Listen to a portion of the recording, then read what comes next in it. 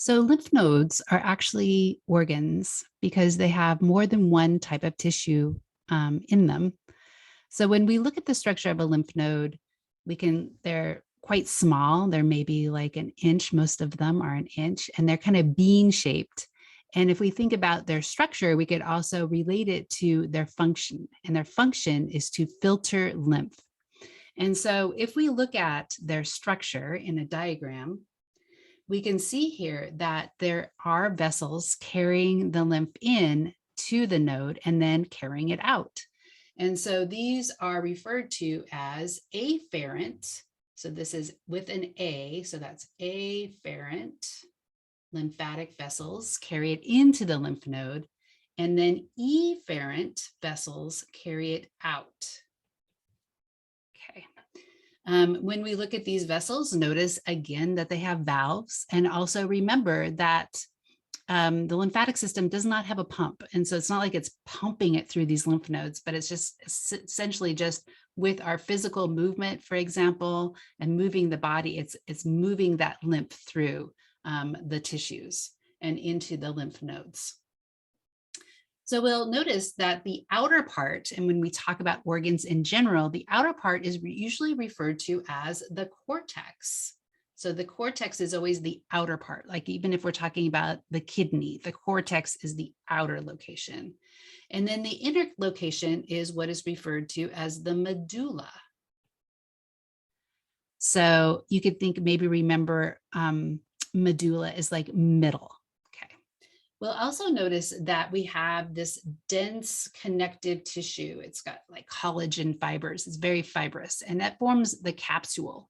And then you'll also notice that the capsule has these invaginations, which have names, and they're called trabeculae. And what this does is it creates this network of spaces in which the fluid has to move through in order to be filtered.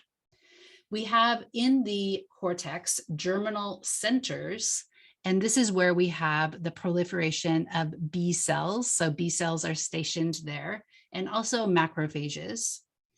We also have T cells that are kind of moving through this because the T cells are being transported with the lymph. And then we also have, let's see, if we look inside of the node, we can see that there's reticular connective tissue. So reticular connective tissue is a type of loose connective tissue. So this is reticular connective tissue. And it is not dense, it is loose. And it is found in the lymph nodes. It's also found when we look at the reticular connective tissue, for example, is found in our bone marrow. It's also found in our spleen. So there's other places where this is found. But you'll notice that when you look at this, it has reticulation of the fibers. So the fibers kind of form this network. So reticular means network. And we have these macrophages right here, which are large phagocytes. These are cells that can go in and eat debris and can also eat foreign cells. And then we have these lymphocytes. These could be B lymphocytes or T lymphocytes, and they also reside within this network.